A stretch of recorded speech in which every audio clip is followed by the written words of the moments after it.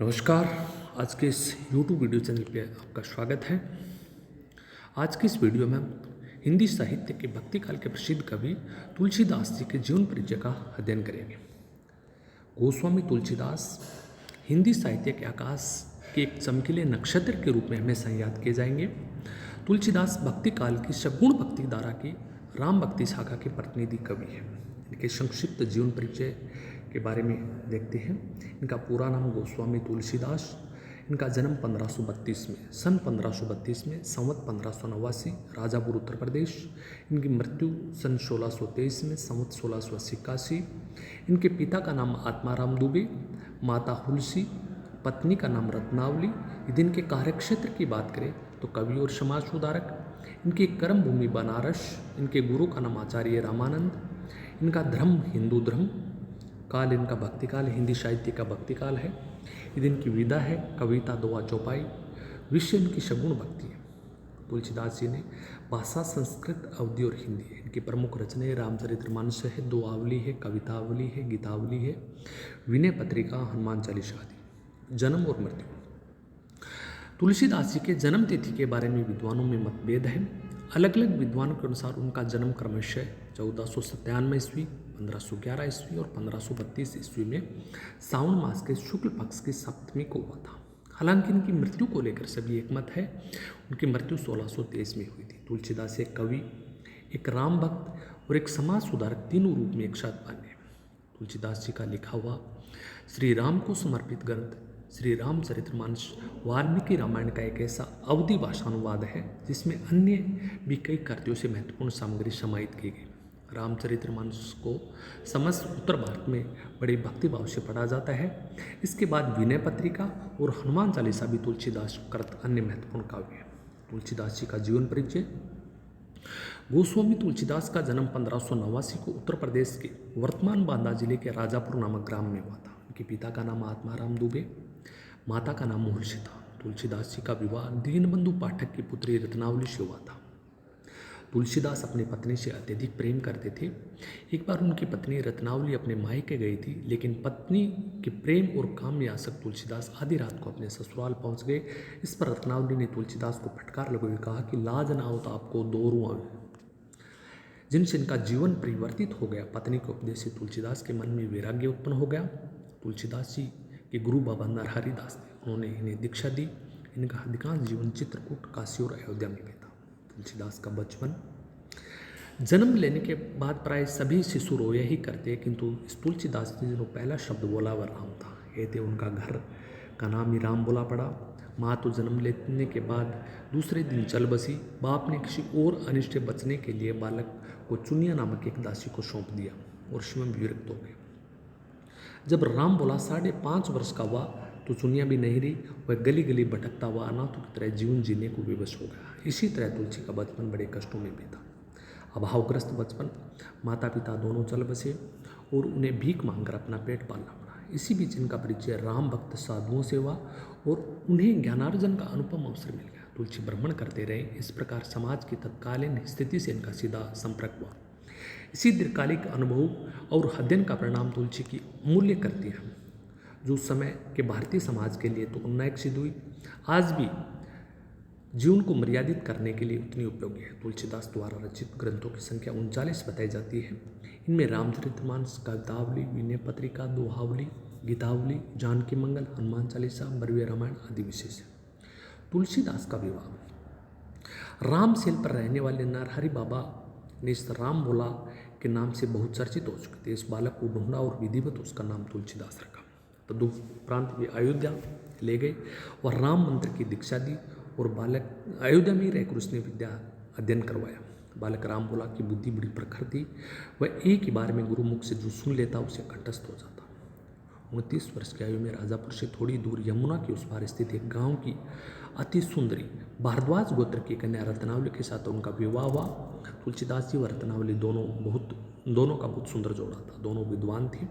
दोनों का सरल जीवन चल रहा था। परंतु विवाह के कुछ समय बाद रत्नावली अपने भाई के साथ मायके चली गई। तब उनका वियोग तुलसी के लिए असहनीय हो गया। एक दिन रात को वे अपने को रोक नहीं पाए। आव देखा न था, घनघोर अंधेरी रात में वह धुआंधार चलती बरसात में एक लाश को लकड़ी का लट्ठा समझकर उफनती यमुना नदी तैरकर पार कर गए और रत्नावली के गांव पहुंच गए। वह रत्नावली के मायके के घर के पास पेड़ पर लटके शाम को रस्सी समझकर ऊपर चढ़ गए और उसके कमरे में पहुंच गए। तब रत्नावली ने कहा था कि अस्ति चरम मम देह तांसो ये प्रीति नेकुजो होती राम से तो काहे भवभीति। अर्थात मेरे रत्नावली ने कहा कि इस हाडमास के शरीर से जितनी तुम्हारी आसक्ति है उसकी आदि भी अगर प्रभु से होती तो तुम्हारा जीवन संवर गया होता। सुनकर तुलसी सन्न रह गए। उनके हृदय में यह बात गहरे तक उतर गई और उनके ज्ञान चक्षु खुल गए।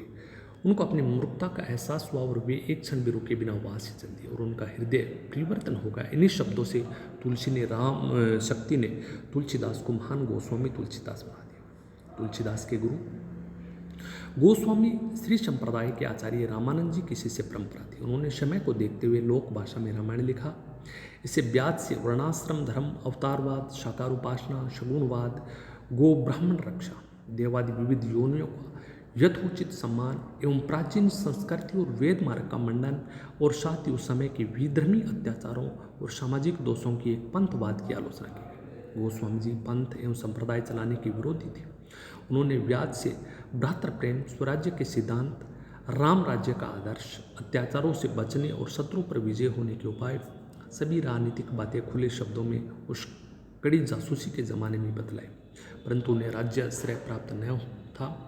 लोगों ने उनको समझाया नहीं। रामचरितमानस का राजनीतिक उद्देश्य सिद्ध न हो पाया, इसलिए उन्होंने झुंझुलाकर कहा, रामायण अनुहरत सिख जग बही भारत रीति, तुलसी काठी को सुने कली कुलाची पर प्रीति। उनकी अद्भुत पोथी इतनी लोकप्रिय है कि मूर्ख से लेकर महापंडित तक के हाथों में आदर्श स्थान पाती है। इस समय की सारी शंकाओं का रामचरितमानस में उत्तर है। अकेले इस ग्रंथ को लेकर यदि गोस्वामी तुलसीदास जी चाहते तो अपना अत्यंत विशाल और शक्तिशाली संप्रदाय चला सकते थे। एक सौभाग्य की बात है कि आज यही एक ग्रंथ है जो सांप्रदायिकता की सीमाओं को लाकर सारे देश में व्यापक और सभी मतांतरों को पूर्णतः मान्य है। सबको एक सूत्र में ग्रंथित करने का जो काम पहले शंकराचार्य स्वामी ने किया, वही अपने युग में और उसके पीछे आज श्री गोस्वामी तुलसीदास जी ने किया। रामचरितमानस की कथा का आरंभ ही उन शंकाओं से होता है जो कबीरदास जी की साखी पर पुराने विचार वालों को मन में उठती है। तुलसीदास जी स्वामी रामानंद की शिष्य परंपरा में थे।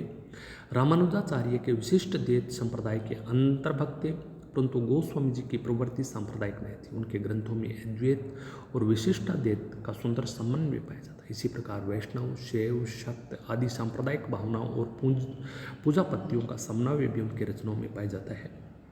प्रखर बुद्धि के स्वामी गोस्वामी तुलसीदास भगवान शंकर की प्रेरणा से रामसेल पर रहने वाले श्री अनंतानंद जी के शिष्य श्री नरहरि बाबा ने इस बालक को ढूंढ निकाला और उसका नाम राम बोला रखा। उसे वह अयोध्या ले गए और वहाँ संवत 1561 माघ शुक्ल पंचमी शुक्रवार को उनका यज्ञोपवीत संस्कार करवाया। बिना सिखाए बालक राम बोला ने गायत्री मंत्र का उच्चारण किया, जिसे देखकर सब लोग चकित हो गए। इसके बाद नरहरि स्वामी ने वैष्णव के 5 संस्कार करके राम बोला को राम मंत्र की दीक्षा दी और अयोध्या ही में रहकर उन्हें विद्या अध्ययन कराने लगे। बालक राम बोला की बुद्धि बड़ी प्रखर थी। एक बार गुरुमुख से जो सुन लेते थे उन्हें कंठस्थ हो जाता था। वहाँ से कुछ दिन बाद गुरु शिष्य दोनों शुक्र क्षेत्र अर्थात सोरो पहुँचे। वहाँ श्री नरहरि जी ने तुलसीदास को रामचरित्र सुनाया। कुछ दिन बाद वह काशी चले गए। काशी में शेष सनातन जी के पास रहकर तुलसीदास ने 15 वर्ष तक वेद वेदांग का अध्ययन किया। इधर इनकी लोक वासना कुछ जागृत होती थी और अपने विद्या गुरु से आज्ञा लेकर वे जन्मभूमि की ओर लौट आए। वहाँ कर उन्होंने देखा कि उनका परिवार सब नष्ट हो चुका है। उन्होंने विधि पूर्वक अपने पिता आदि का शुरुआत किया और वहीं रहकर लोगों को भगवान राम की कथा सुनाने लगे। तुलसीदास का निधन। तुलसीदास जी जब काशी के विख्यात घाट असीर घाट पर रहने लगे तो एक रात कलयुग मूर्त रूप धारण करके उनके पास आए और उन्हें पीड़ा पहुंचाने लगा। तुलसीदास जी ने उसी समय हनुमान जी का ध्यान किया। हनुमान जी ने साक्षात प्रकट होकर उन्हें प्रार्थना के पद रचने को कहा। इनके पश्चात उन्होंने अपनी अंतिम कृति विनय पत्रिका लिखी, उसे भगवान के चरणों में समर्पित कर दिया। श्री राम जी ने उस पर शुम अपने हस्ताक्षर कर दिया और तुलसीदास जी को निर्भय कर दिया। संवत 1680 में श्रावण कृष्ण सप्तमी शनिवार को तुलसीदास जी ने राम राम कहते अपने शरीर का परित्याग किया। तुलसीदास जी के निधन के संबंध में एक दुआ प्रचलित है कि संवत 1680 गंगे की तुलसी तजो शरीर। धन्यवाद।